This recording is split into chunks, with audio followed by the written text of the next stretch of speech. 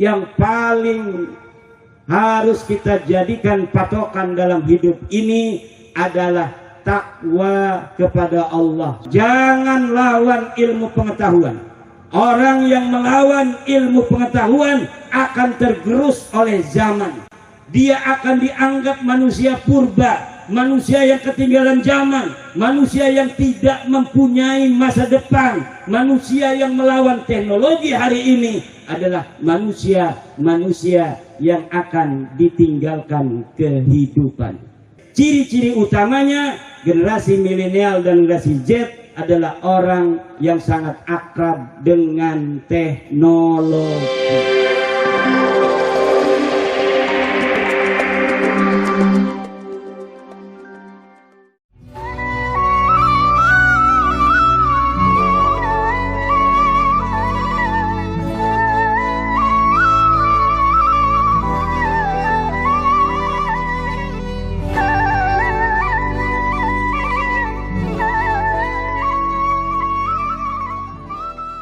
Kita tidak boleh menjadi putus asa. Takdir memang itu sudah ditentukan. Adaptasi dengan segala takdir memang harus. Tetapi saudara-saudara, upaya-upaya yang maksimal sebelum apa yang terjadi di negara orang lain itu terjadi di negara kita harus dilakukan secara preventif. Setiap celah yang akan mengarah kepada perpecahan, yang akan mengarah terhadap adu domba antar anak bangsa harus langsung dihentikan. Maka anak-anak kita jaga, ibu-ibu yang hadir ini, anak-anaknya jangan sampai terkena ideologi yang akan merongrong dan menghancurkan kenasionalan kita bangsa Indonesia. Ideologi-ideologi fundamentalis, radikalis yang ingin mengganti dasar negara Indonesia menjadi dasar negara apapun, baik itu komunisme, baik itu Islamisme dan lain sebagainya, harus segera dihentikan. Harus segera diminta anak-anak kita untuk berhenti dan kembali kepada jalan leluhur-leluhur kita. Makanya Islam yang banyak di Indonesia ini hari ini dipegang adalah Islam Ahlus Sunnah wal Jamaah ala tariqah Imam Asy'ari dan Imam Maturidi, di mana akidah Asy'ari ini adalah akidah tawassutiyah bainal ifrati wa tafrid. Fikihnya fikih madhab Syafi'i, itu pula adalah fikih yang tawassut antara ahlul ra'yi dan ahli hadis. Tasawufnya tasawuf Imam Al-Ghazali dan Junaid Al-Baghdadi, itu juga tasawuf yang tawassut. Banyak sekarang tasawuf yang sampai meninggalkan ibadah. Ada lagi tasawuf yang hanya mencukupkan diri ingat dan berbuat baik tanpa menjalankan puasa Ramadan, tanpa haji ke Ka'bah. Hajinya cukup di Sunan Gunung Jati Syarif Hidayatullah.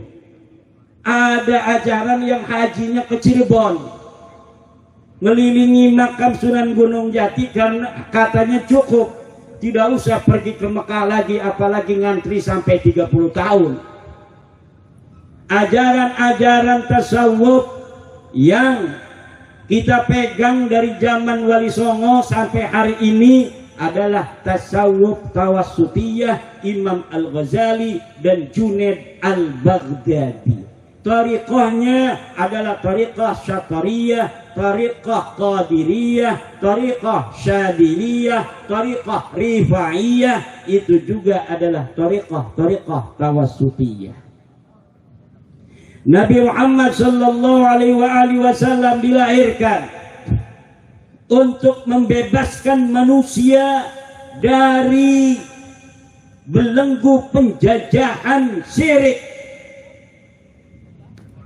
Pancasila dilahirkan di Nusantara untuk menjadi pembebas dari belenggu perpecahan, Undang-Undang Dasar Proklamasi Kemerdekaan Indonesia rahmat dari Allah Subhanahu wa Ta'ala untuk membebaskan kita dari perbudakan kemanusiaan, penjajahan, kolonialisme.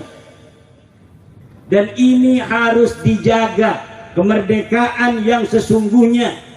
La fadla li arabiyyin ala a'jamiyyin wala li a'jamiyyin ala arabiyyin illa bitaqwa.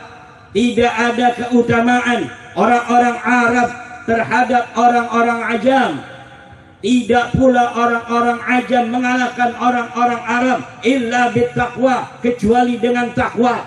Inilah ajaran pembebasan dari Rasulullah Muhammad sallallahu alaihi wasallam. Kullun nasi min Adam wa Adam min turab.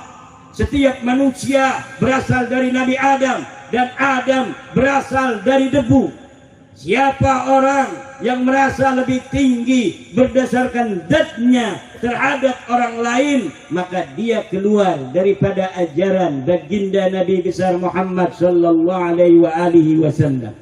Hanya iblis yang mengatakan dirinya secara zat lebih baik daripada Adam. Orang pertama kali yang sombong terhadap zatnya, sombong terhadap takdir penciptaannya dari Allah adalah iblis. Kalau hari ini ada satu suku merasa lebih mulia dari suku lainnya atas nama takdir dari Tuhan, maka orang ini mencontoh ilmunya iblis. Karena kita terlahir dari suku Jawa, kita tidak memesan kepada Allah, betul? Kita jadi orang Sunda, tidak mesen dari Allah. Kita hidungnya mancung, tidak mesen dari Allah. Yang pesek apalagi. Kita rambutnya rintik, tidak mesen dari Allah. Kita rambutnya lurus, tidak mesen dari Allah. Tidak boleh orang yang rambutnya lintik merasa lebih baik daripada orang yang rambutnya lonjong. Tidak boleh orang yang rambutnya lurus merasa lebih baik daripada orang yang rambutnya rintik. Tidak boleh orang yang kulitnya hitam merasa lebih baik dari orang yang kulitnya putih. Tidak boleh orang yang kulit putih merasa lebih baik dari orang yang berkulit hitam, dan lain sebagainya.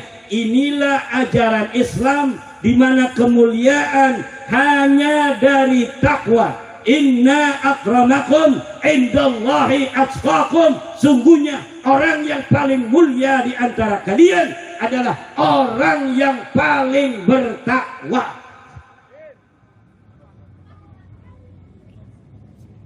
Kalau pengen kita mulia, bertakwalah.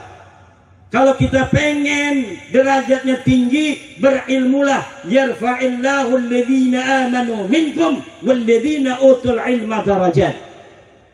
Allah akan angkat derajat orang-orang yang beriman di antara kalian dan orang-orang yang mempunyai ilmu beberapa derajat. Ini ada orang yang dia memotong ilmu pengetahuan. Katanya karena hanya zatnya seorang Habib lebih mulia daripada orang berilmu 70 orang berilmu.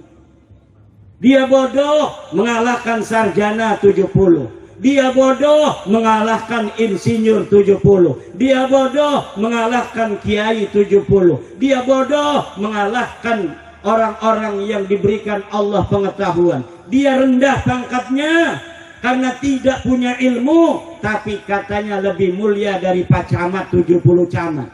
Dia rendah derajatnya, tetapi katanya dia lebih mulia dari bupati, dari gubernur, dari presiden. Makanya mulutnya mencaci siapapun karena dirinya merasa lebih baik dari orang lain karena zatnya, padahal yang diakuinya itu hanya palsu belaka, bohong belaka. Ngaku cucu Nabi, ternyata bukan cucu Nabi. Ngaku cucu Nabi, ternyata bukan cucu Nabi. Cucu Nabi bisa dideteksi betul atau tidak dia itu cucu Nabi dengan dua hal. Pertama, dengan catatan nasab. Ketua Paguron Jalak Banten. Catatan nasab turunan Nabi itu sejak abad ketiga dicatat. Ada petugas-petugas yang menugaskan diri menulis kitab. Ini Sayyidina Ali punya anak dua, Hasan dan Husain. Husain punya anak namanya Ali Zainal Abidin. Ali Zainal Abidin punya anak berapa? Dicatat. Ali Zainal Abidin punya anak Muhammad Al-Baqir. Dia punya saudara Sufyan, dicatat semua. Muhammad Al-Baqir mempunyai anak namanya Ja'far As-Shadiq, punya anak berapa? Dicatat semua. Terus demikian dari generasi sampai saat ini. Dan saya mempunyai kitab-kitab nasab sejak abad keempat sampai hari ini. Dan ketika saya lihat orang yang mengaku cucu Nabi di Indonesia ini yang bergelar Habib itu ternyata tidak terbukti secara pustaka mereka adalah keturunan dari baginda Nabi besar Muhammad sallallahu alaihi wasallam. Ada yang cara kedua. Cara kedua adalah dengan tes DNA.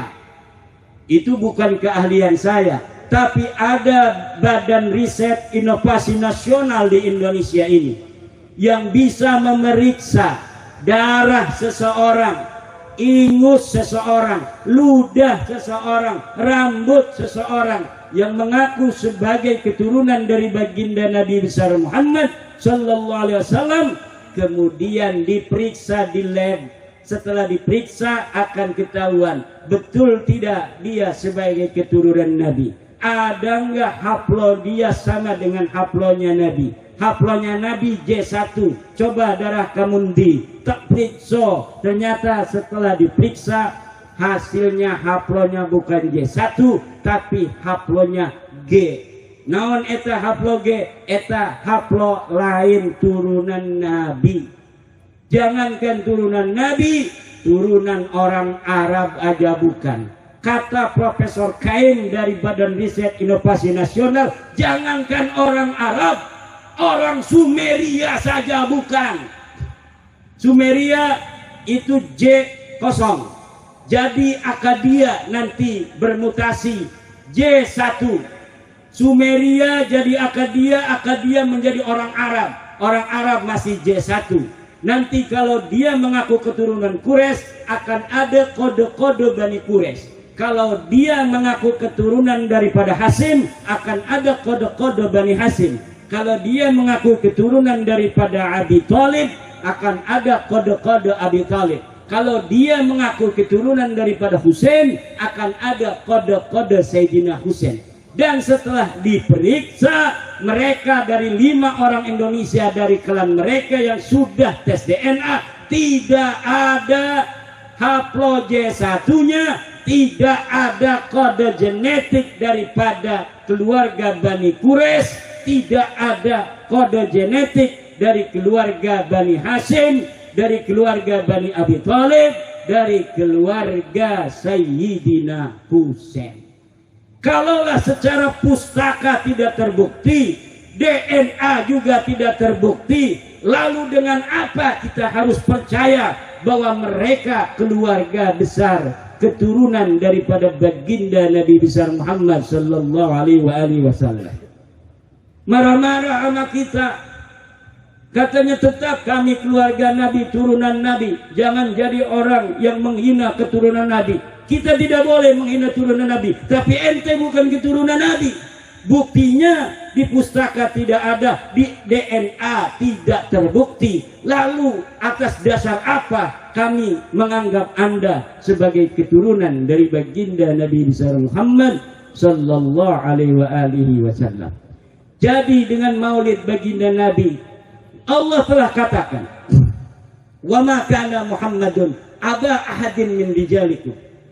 Tidak adalah Nabi Muhammad itu sebagai ayah dari lelaki kalian. Ayat ini mengandung tafsiran bahwa Nabi Muhammad yang pertama, tafsiran pertama, tidak mempunyai anak laki-laki.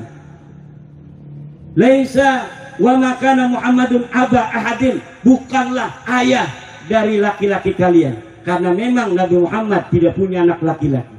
Tafsiran yang kedua, jangan panggil Nabi Muhammad hari ini dengan gelar-gelar kekeluargaan. Wahai kakekku, wahai ayahku, tapi walakin Rasulullah, panggillah Nabi Muhammad dengan Rasulullah.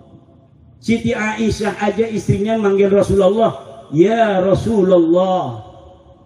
Lah orang sekarang yang nasabnya nggak jelas manggil Rasulullah, ya jaddi, wahai kakekku. Di sebuah persidangan dia katakan, Nabi Muhammad, kakek ente apa kakek aneh? Ini adalah hilang adab kepada baginda Nabi besar Muhammad sallallahu alaihi wasallam. Di dalam ajaran kita Ahlussunnah wal Jamaah, kita dianjurkan, tidak wajib, untuk mencintai keturunan baginda Nabi besar Muhammad sallallahu alaihi wasallam. Tetapi keturunan Nabi yang asli, keturunan Nabi yang telah terbukti secara catatan dan terbukti secara ilmu pengetahuan biologi. Karena zaman sekarang ini teknologi sudah canggih, gen kita ini sudah generasi Z. Generasi manusia yang hidup saat ini ada generasi perang. Generasi perang dia yang lahir sebelum 45. Ada yang generasi depresi, yaitu orang yang pada saat dia berperang, yang lain berperang, dia nggak mau perang. Dia lahir di masa perang, orang lain perang mau berjuang, dia nggak mau perang. Itu generasi depresi.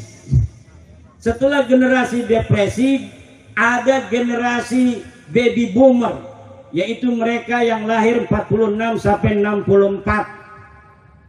Tahun 65 selanjutnya itu disebut generasi X. Saya ini generasi X, lahir tahun 76.